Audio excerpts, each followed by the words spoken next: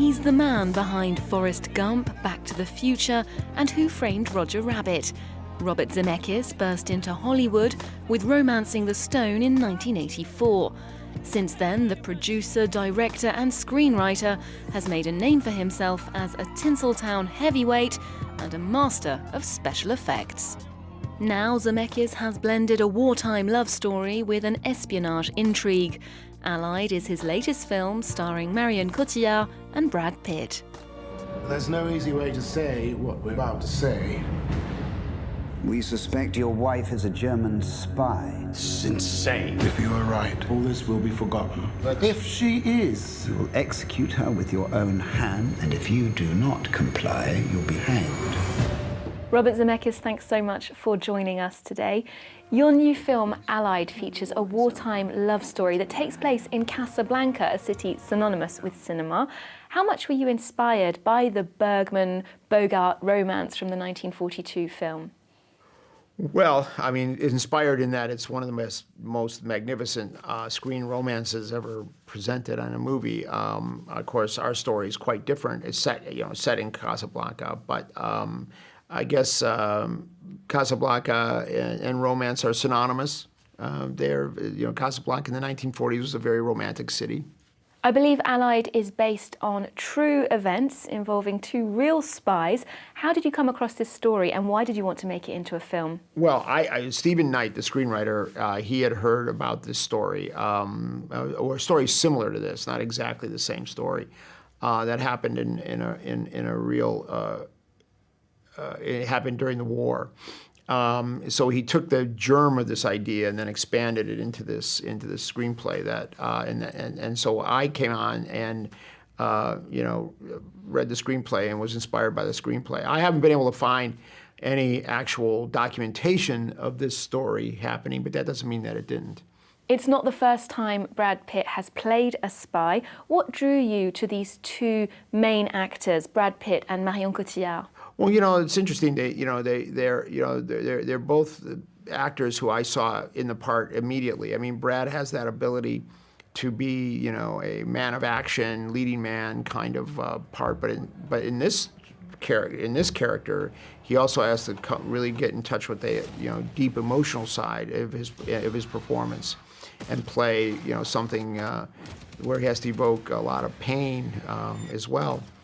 Marion, of course, she can do anything. I mean, she's just such a magnificent actress.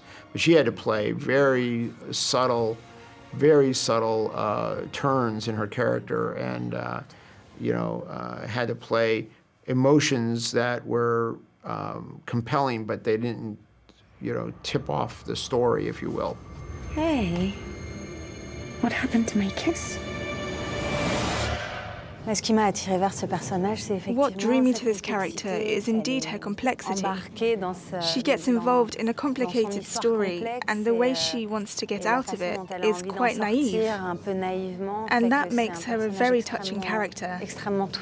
No, this one was more a universal story about, about love, about, I would say, trust. Trust in the person you love, trust in your intuition. Trust in even the job you're doing, the mission itself, and that's what I most liked about the script, and that's what I focused on really. Is this a game? A test. everything is a test. You were different with me last night. Different? Like you were angry. The film recreates the wartime atmosphere of suspicion and anxiety, and it's very well researched. Did you have access to classified documents? What did you discover? I don't know if we had any classified documents that we saw, but we did have the Imperial War Museum was our, in London, was our technical advisor. So they were very helpful and making sure that we presented the way things were at that time very accurately.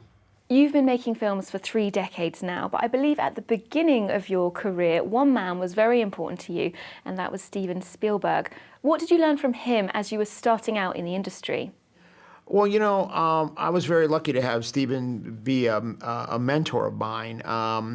He was, he was a director who, I thought was a fantastic director, and I learned a lot from not only being around him but watching his films. But Stephen was a producer on movies for me, and what was the most helpful working with him was that to have a director be a producer was a great help to a beginning director, because he understood the problems that a director had. And so he was able to really be there for me and help me with the situations that might arise early in your career.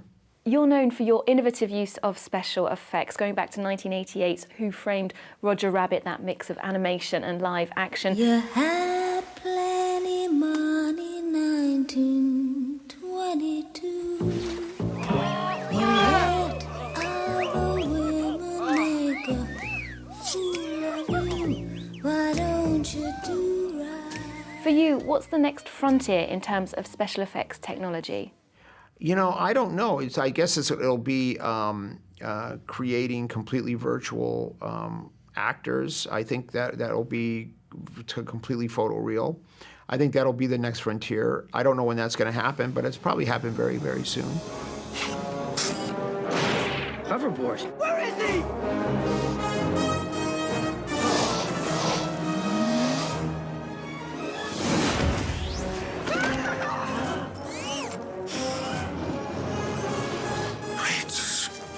Going back to one of your best-loved films, Back to the Future, the trilogy has become a true cult classic. Now, if you could make like Marty McFly from the film and take your DeLorean and go back to the past or forward in the future, what would you change? Well, I wouldn't know anything about what I could change in the future, and in all honesty, no, I wouldn't change anything in the past. I think that that would be a dangerous precedent. I mean, the Back to the Future movies tell you how dangerous it is to go into the past and tinker with the space-time continuum, so I wouldn't change anything. And what do you think has made Back to the Future so successful? What is its universal appeal? I'm probably the last person who can answer that question. I think it has something to do with the fact that this story that takes place with this sort of mother-son, father-son kind of relationship that transcends time is a universal story or a universal fantasy that everyone has. Your 1994 film, Forrest Gump, has become such a cultural touchstone that some parts of the script are even quoted like proverbs. What's your favourite piece of Forrest Gump wisdom and why?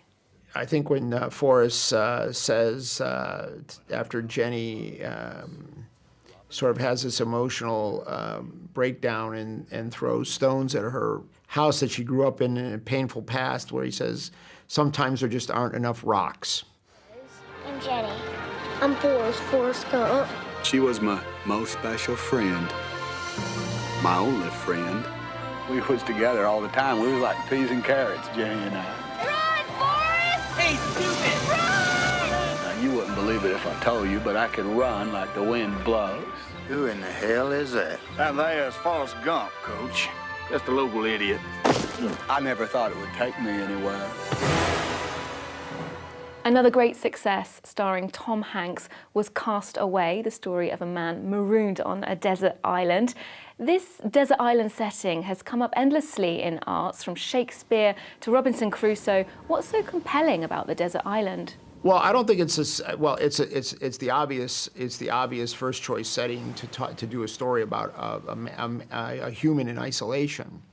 So I think that's what's compelling. We're intrigued to know what it would be like to be cut off from all society. And of course, the easiest place to do that is on a desert island. You've received the French Order for Arts and Letters. It's a great honor. What does this mean to you? It was a great honor. It meant a lot to me. I mean, first of all, it was the first medal I ever received, which was very exciting. But it's also the first time my work has ever been acknowledged by an entire nation. So that was a true honor and very thrilling. And Robert Zemeckis, what are your upcoming projects? What's in the future? I'm going to do a film next summer with Steve Carell, and it's called The Women of Marwan, and it's a very complicated story and very difficult to explain what it might be about. But you'll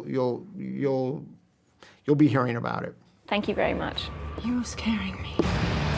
When the war is over, it won't matter where I am.